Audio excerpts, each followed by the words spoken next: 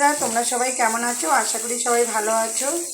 আজ চলে এলাম দারুণ একটা রেসিপি নিয়ে। তো দেখো, এইটা কিন্তু ডিম।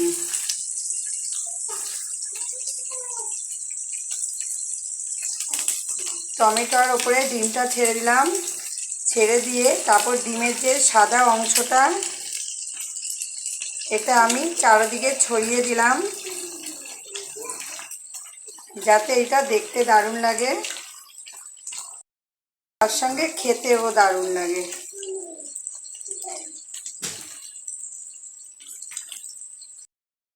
পেঁয়াজ কুচি দিয়ে দেবো, নুন, দিয়ে দেবো গোলমরিচ গুঁড়ো।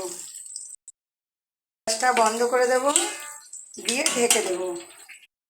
এই দেখো কি সুন্দর লাগছে, তাই না দেখতে? ডিমটা কিন্তু একদম সেদ্ধ হয়ে গেছে, পোচ হয়েছে। তো তোমরা কিন্তু চাইলে এখানে শুধু পেঁয়াজ কুচি লঙ্কা কুচি নয়, এখানে গাজর বিনস সেদ্ধ করে গ্রেট করে দিয়ে দিতে পারো, সেটাও কিন্তু দারুণ লাগবে। তো চাইলে এখানে তোমরা অন্য কিছু দিতে পারো। দেখো কত সুন্দর লাগছে, আর খেতেও কিন্তু দারুণ লাগবে।